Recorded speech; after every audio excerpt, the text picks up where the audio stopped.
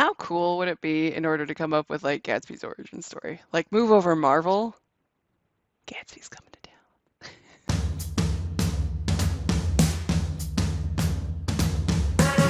Hi everybody, I'm Mrs. Brown, and today we are going to be diving into Chapter 6 of The Great Gatsby by F. Scott Fitzgerald.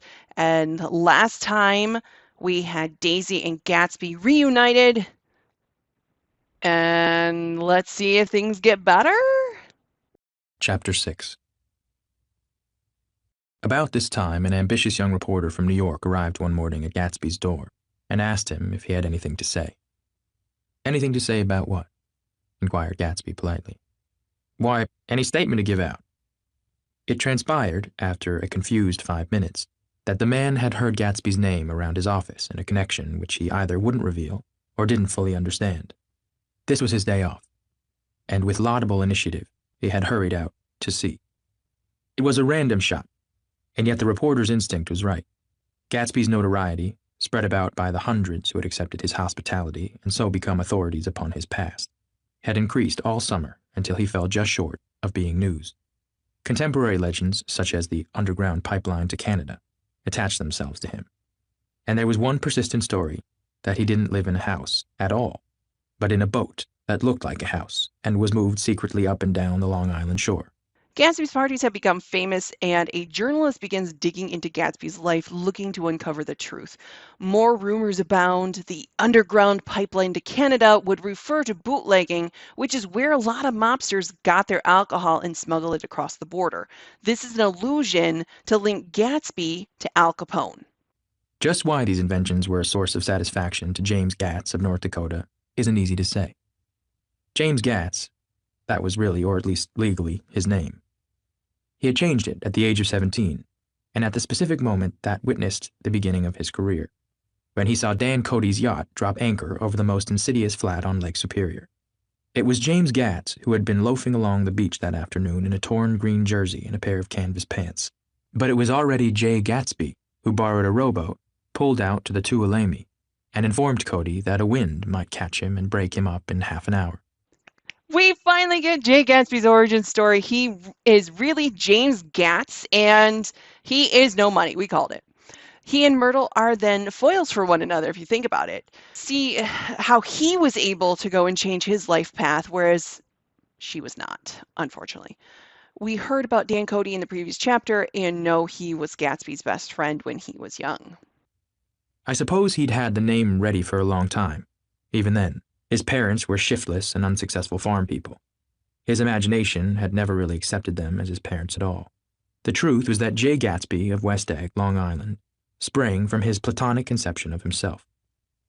He was a son of God, a phrase which, if it means anything, means just that. And he must be about his father's business, the service of a vast, vulgar, and meretricious beauty. So he invented just the sort of Jay Gatsby that a 17-year-old boy would be likely to invent, and to this conception he was faithful to the end. It finally makes sense as to why Gatsby sounds so ridiculous.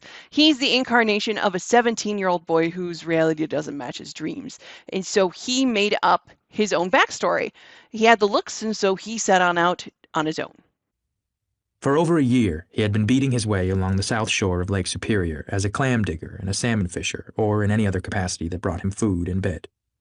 His brown, hardening body lived naturally through the half-fierce, half-lazy work of the bracing days. He knew women early, and since they spoiled him, he became contemptuous of them, of young virgins because they were ignorant, of the others because they were hysterical about things which, in his overwhelming self-absorption, he took for granted.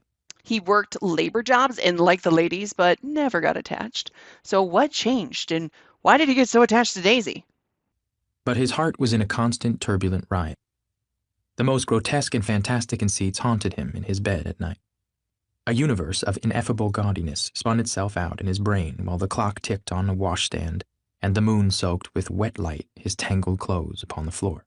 Each night he added to the pattern of his fancies until drowsiness closed down upon some vivid scene with an oblivious embrace. For a while, these reveries provided an outlet for his imagination. They were a satisfactory hint of the unreality of reality, a promise that the rock of the world was founded securely on a fairy's wing. Gatsby wasn't happy with his life, but was satisfied in the short term with his fantasies. He needed something or someone to make his dreams a reality. Who could that be? I don't know. Daisy. An instinct toward his future glory had led him, some months before, to the small Lutheran College of St. Olaf in southern Minnesota. He stayed there 2 weeks, dismayed at its ferocious indifference to the drums of his destiny, to destiny itself, and despising the janitor's work with which he was to pay his way through. He wasn't an Oxford man. Instead, he was a St. Olaf in Minnesota man. But it only lasted 2 weeks and was upset that people didn't immediately recognize that he was destined for greatness. I hate it when that happens. You know, I walk into a room and how do people not immediately recognize my greatness? Like, come on, Gatsby, that's a little much. He's constantly searching for a better life and one that he believes fits him, just like Myrtle. Then he drifted back to Lake Superior, and he was still searching for something to do on the day that Dan Cody's yacht dropped anchor in the shallows alongshore. Cody was 50 years old then, a product of the Nevada silver fields, of the Yukon, of every rush for metal since '75. The transactions in Montana copper that made him many times a millionaire found him physically robust but on the verge of soft-mindedness, and, suspecting this, an infinite number of women tried to separate him from his money.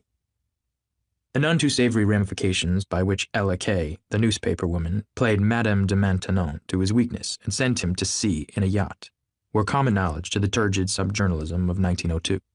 The Madame de Maintenon reference refers to King Louis XIV's supposedly secret second wife, who's depicted in books as greedy and evil.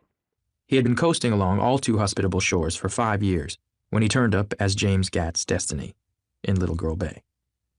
To young Gatz, resting on his oars and looking up at the rail deck, that yacht represented all the beauty and glamour in the world. I suppose he smiled at Cody. He had probably discovered that people liked him when he smiled. At any rate, Cody asked him a few questions. One of them elicited the brand new name, and found that he was quick and extravagantly ambitious. A few days later, he took him to Duluth and bought him a blue coat, 6 pairs of white duck trousers, and a yachting cap. And when the Tuolumne left for the West Indies and the Barbary Coast, Gatsby left too. Dan Cody wasn't all there, but he was the first person to meet Jay Gatsby, and Cody took him under his wing. For the first time in his life, Gatsby knew wealth. He was employed in a vague personal capacity. While he remained with Cody, he was in turn steward, mate, skipper, secretary, and even jailer. For Dan Cody sober knew what lavish doings Dan Cody drunk might soon be about, and he provided for such contingencies by reposing more and more trust in Gatsby. The arrangement lasted 5 years, during which the boat went 3 times around the continent. It might have lasted indefinitely, except for the fact that Ella Kay came on board one night in Boston, and a week later, Dan Cody inhospitably died. So Gatsby got used to the new money lifestyle, but then Dan Cody died. I remember the portrait of him up in Gatsby's bedroom, a gray, florid man with a hard, empty face. The pioneer debauchee, who during one phase of American life brought back to the eastern seaboard the savage violence of the frontier brothel and saloon. It was indirectly due to Cody that Gatsby drank so little. Sometimes, in the course of gay parties, women used to rub champagne into his hair. For himself, he formed the habit of letting liquor alone. And it was from Cody that he inherited money. A legacy of $25,000. He didn't get it. He never understood the legal device that was used against him, but what remained of the millions went intact to Ella Kay. He was left with his singularly appropriate education. The vague contour of Jay Gatsby had filled out the substantiality of a man. Dan Cody got out of control when he drank, and the women would rub champagne in his hair. When Cody died, he was supposed to get $25,000, but Gatsby didn't get it. Since Ella Kay and Madame Maintenon were referenced together, perhaps she and Cody were secretly married? He told me all this very much later, but I put it down here with the idea of exploding those first wild rumors about his antecedents, which weren't even faintly true.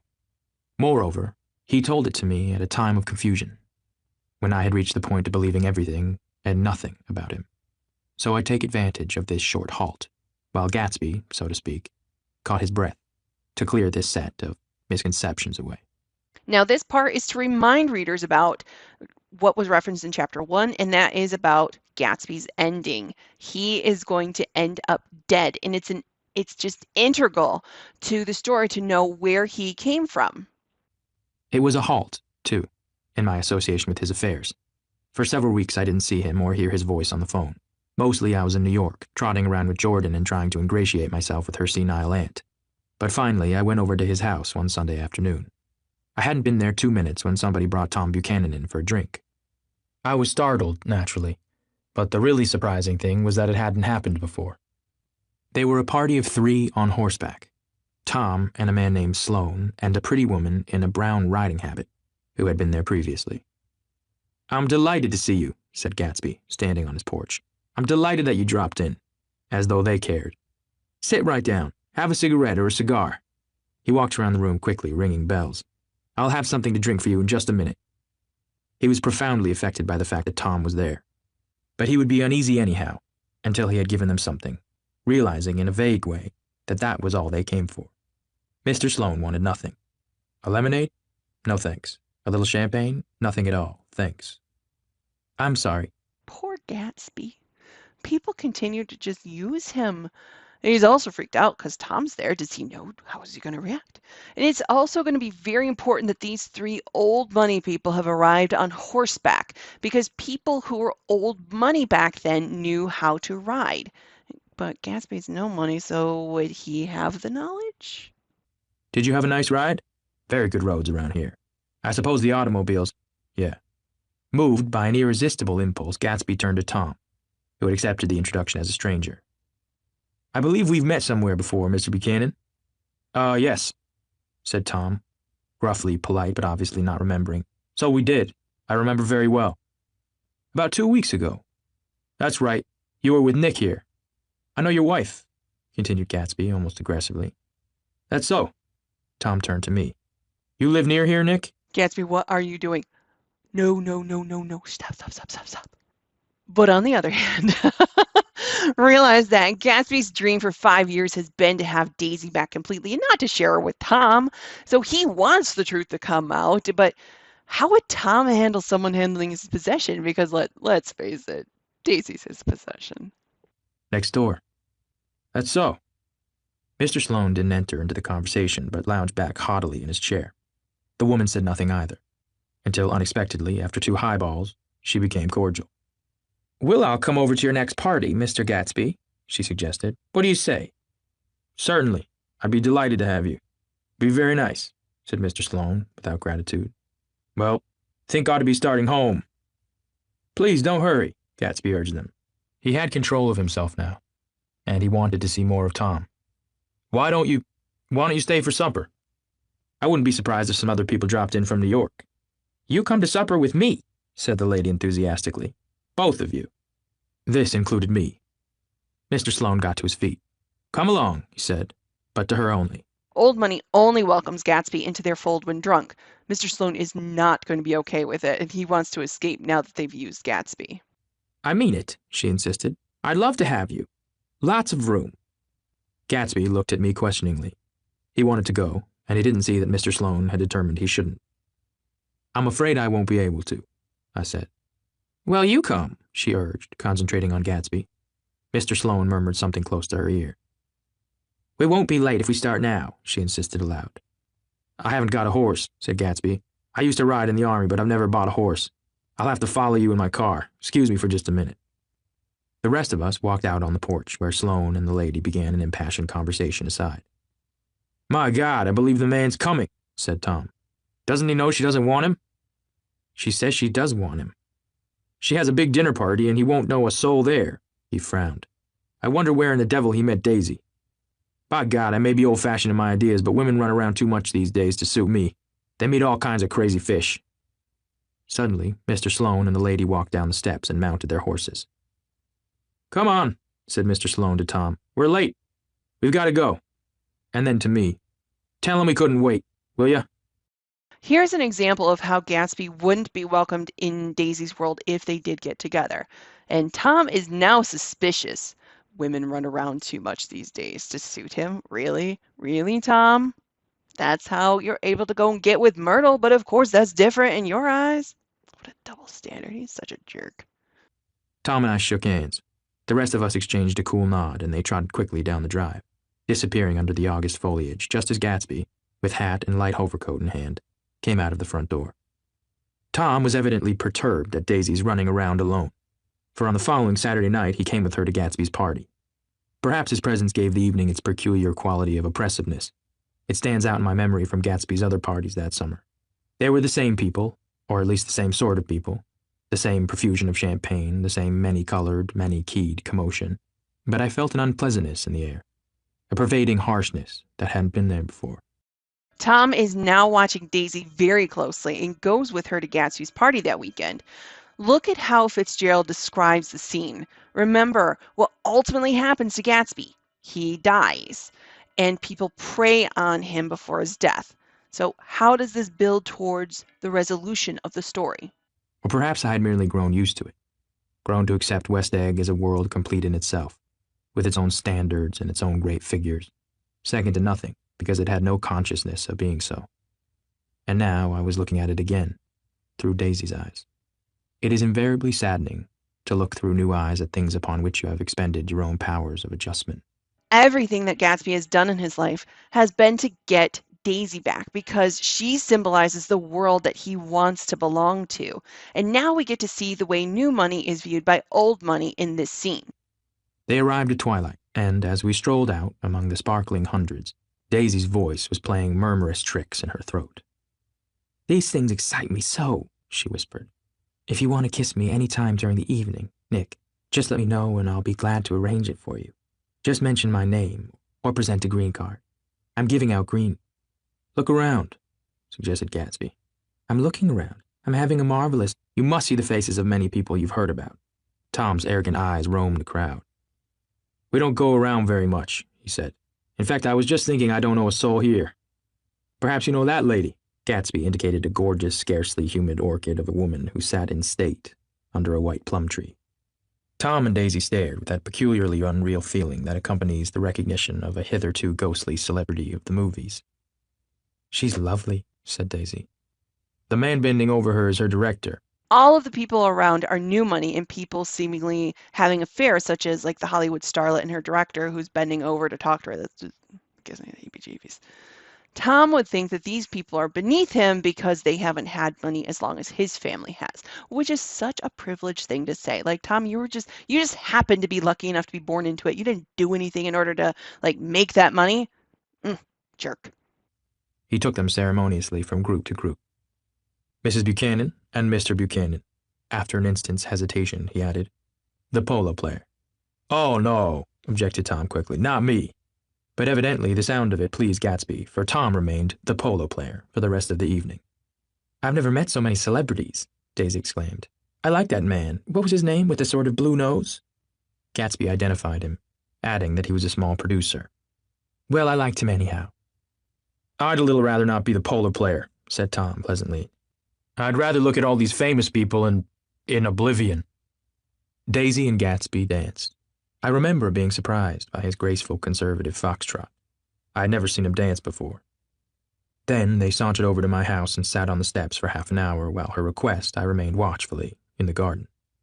"In case there's a fire or a flood," she explained, "or any act of God." Tom appeared from his oblivion as we were sitting down to supper together. "Do you mind if I eat with some people over here?" he said. "A fellow's getting off some funny stuff." "Go ahead," answered Daisy genially. "And if you want to take down any addresses, here's my little gold pencil." She looked around after a moment and told me the girl was common but pretty, and I knew that except for the half hour she'd been alone with Gatsby, she wasn't having a good time. We were at a particularly tipsy table. That was my fault. Gatsby had been called to the phone, and I'd enjoyed these same people only 2 weeks before. But what had amused me then turned septic on the air now. It's so sad. They don't fit with each other anymore. I mean, perhaps they did when they were younger, but now they've both changed so much and they really don't have a lot in common. Even Nick's view of the people he used to enjoy hanging out with has changed. And I mean, how did different groups of friends influence people's perceptions? "How do you feel, Miss Bedecker?" The girl addressed was trying, unsuccessfully, to slump against my shoulder. At this inquiry, she sat up and opened her eyes. "What?" A massive and lethargic woman, who had been urging Daisy to play golf with her at the local club tomorrow, spoke in Miss Bedecker's defense. Oh, she's all right now. When she's had 5 or 6 cocktails, she always starts screaming like that. I tell her she ought to leave it alone. I do leave it alone, affirmed the accused hollowly. We heard you yelling, so I said to Doc Civet here, there's somebody that needs your help, Doc. She's much obliged, I'm sure, said another friend, without gratitude. But you got her dress all wet when you stuck her head in the pool. Anything I hate is to get my head stuck in a pool, mumbled Miss Bedecker. They almost drowned me once over in New Jersey. Then you ought to leave it alone, countered Dr. Civet. Speak for yourself, cried Miss Bedecker violently. Your hand shakes. I wouldn't let you operate on me. And it was like that. Almost the last thing I remember was standing with Daisy and watching the moving picture director and his star. They were still under the white plum tree, and their faces were touching except for a pale, thin ray of moonlight between them. It occurred to me that he had been very slowly bending toward her all evening to attain this proximity. And even while I watched, I saw him stoop one ultimate degree and kiss at her cheek. I like her, said Daisy. I think she's lovely. But the rest offended her, and inarguably because it wasn't a gesture, but an emotion. She was appalled by West Egg, this unprecedented place that Broadway had begotten upon a Long Island fishing village. Appalled by its raw vigor that chafed under the old euphemisms and by the too obtrusive fate that herded its inhabitants along a shortcut from nothing to nothing. She saw something awful in the very simplicity she failed to understand. Daisy is horrified by the over-the-top shenanigans that people participate in. She's very much like Tom. Well, yes, she does love the attention that Gatsby bestows upon her. Would her relationship with Gatsby ever really work out? No. I sat on the front steps with them while they waited for their car. It was dark here in front. Only the bright door sent 10 square feet of light volleying out into soft black morning. Sometimes a shadow moved against a dressing-room blind above, gave way to another shadow, an indefinite procession of shadows that rouged and powdered in an invisible glass. Who is this Gatsby, anyhow? Demanded Tom suddenly. Some big bootlegger? Where'd you hear that? I inquired. I didn't hear it, I imagined it. A lot of these newly rich people are just big bootleggers, you know? Not Gatsby, I said shortly. Oh, Nick seems quite territorial about Gatsby here, and Tom is not impressed with Gatsby and his displays of wealth. He was silent for a moment. The pebbles of the drive crunched under his feet. Well, he certainly must have strained himself to get this menagerie together. A breeze stirred the gray haze of Daisy's fur collar. At least they're more interesting than the people we know, she said with an effort. You didn't look so interested. Well, I was. Tom laughed and turned to me. Did you notice Daisy's face when that girl asked her to put her under a cold shower? Daisy began to sing with the music in a husky, rhythmic whisper, bringing out a meaning in each word that it had never had before and would never have again. When the melody rose, her voice broke up sweetly, following it, in a way contralto voices have, and each change tipped out a little of her warm, human magic upon the air. Lots of people come who haven't been invited, she said suddenly. That girl hadn't been invited. They simply forced their way in, and he's too polite to object. I'd like to know who he is and what he does, insisted Tom, and I think I'll make a point of finding out. I can tell you right now, she answered. He owns some drugstores, a lot of drugstores. He built them up himself. Daisy hated the party, but she does feel like she has to defend Gatsby. And then when it's not going her way, she uses her voice to change the topic because, remember, her voice is like a siren song. The dilatory limousine came rolling up the drive. Good night, Nick, said Daisy. Her glance left me and sought the lighted top of the steps, where 3 o'clock in the morning, a neat, sad little waltz of that year, was drifting out the open door. After all, in the very casualness of Gatsby's party, there were romantic possibilities totally absent from her world. What was it up there in the song that seemed to be calling her back inside? The song 3 o'clock in the morning seems to reflect Daisy's mood about Gatsby, so here's a little clip of it. There was the 3 o'clock chime, chiming, rhyming, my heart is beating in time. Sounds like an old sweet love tune, say that there soon will be a honeymoon. It's 3 o'clock.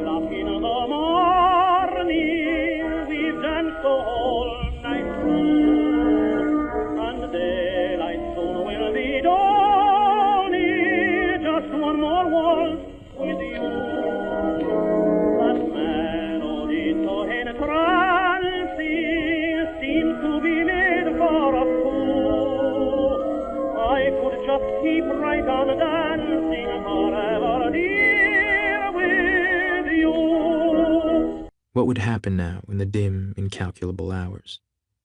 Perhaps some unbelievable guest would arrive, a person infinitely rare and to be marveled at, some authentically radiant young girl, who with one fresh glance at Gatsby, one moment of magical encounter, would blot out those 5 years of unwavering devotion. I stayed late that night. Gatsby asked me to wait until he was free, and I lingered in the garden until the inevitable swimming party had run up, chilled and exalted, from the black beach, until the lights were extinguished in the guest rooms overhead. When he came down the steps at last, the tan skin was drawn unusually tight on his face, and his eyes were bright and tired. She didn't like it, he said immediately. Of course she did. She didn't like it, he insisted. She didn't have a good time. He was silent, and I guessed at his unutterable depression. I feel far away from her, he said. It's hard to make her understand. Gatsby realizes that he didn't impress Daisy, but what does he mean it's hard to make her understand? You mean about the dance? The dance. He dismissed all the dances he had given with the snap of his fingers. Oh, sport, the dance is unimportant. He wanted nothing less of Daisy than that she should go to Tom and say, I never loved you. After she had obliterated 4 years with that sentence, they could decide upon the more practical measures to be taken. One of them was that after she was free, they were to go back to Louisville and be married from her house, just as if it were 5 years ago. And she doesn't understand, he said. She used to be able to understand. We'd sit for hours. Oh, wow. That's a lot to ask of someone. Can people erase 5 years of their lives? He broke off and began to walk up and down a desolate path of fruit rinds and discarded favors and crushed flowers. I wouldn't ask too much of her, I ventured. You can't repeat the past. Can't repeat the past, he cried incredulously. Why, of course you can. He looked around him wildly as if the past were lurking here in the shadow of his house, just out of reach of his hand. I'm going to fix everything just the way it was before, he said, nodding determinedly. She'll see. He talked a lot about the past, and I gathered that he wanted to recover something, some idea of himself, perhaps, that had gone into loving Daisy. His life had been confused and disordered since then, but if he could once return to a certain starting place and go over it all slowly, he could find out what that thing was. Aha. Here we find out why Gatsby is so obsessed with Daisy. It's not her. It's the idea of himself and who he could one day be. He's not happy with the life that he's established for himself and he wants a do-over. But Gatsby, you can do that yourself. You don't need another human to do that. It's all within you. You can do it. One autumn night 5 years before, they had been walking down the street when the leaves were falling, and they came to a place where there were no trees, and the sidewalk was white with moonlight. They stopped here and turned toward each other. Now it was a cool night, with that mysterious excitement in it, which comes at the 2 changes of the year. The quiet lights in the houses were humming out into the darkness, and there was a stir and bustle among the stars. Out of the corner of his eye, Gatsby saw that the blocks of the sidewalks really formed a ladder and mounted to a secret place above the trees. He could climb to it, if he climbed alone. And once there, he could suck on the pap of life, gulp down the incomparable milk of wonder. Gatsby sees Daisy as the ladder to success. She represents all parts of the life he wants Jay Gatsby to have. He doesn't actually love her, but the idea of her. Just like Myrtle doesn't love Tom, but the idea of what her life could be like if she were with him. His heart beat faster and faster as Daisy's white face came up to his own. He knew that when he kissed this girl, and forever wed his unutterable visions to her perishable breath, his mind would never romp again like the mind of God. So he waited, listening for a moment longer to the tuning fork that had been struck upon a star. Then he kissed her. At his lips' touch, she blossomed for him like a flower, and the incarnation was complete. And he decides, yes, he does want this life for himself, and once he kissed her, she transformed from a girl he liked into the symbol of what his life could become. I kind of feel bad for Daisy at that point. Mm. Through all he said, even through his appalling sentimentality, I was reminded of something, an elusive rhythm, a fragment of lost words that I had heard somewhere a long time ago. For a moment, a phrase tried to take shape in my mouth, and my lips parted like a dumb man's, as though there was more struggling upon them than a wisp of startled air. But they made no sound, and what I had almost remembered was uncommunicable forever. And that ends chapter 6 of The Great Gatsby. So, I mean, they just were reunited in the previous chapter, but already things are not going well. So, will it get better? Maybe they're off to a rocky start. I don't know.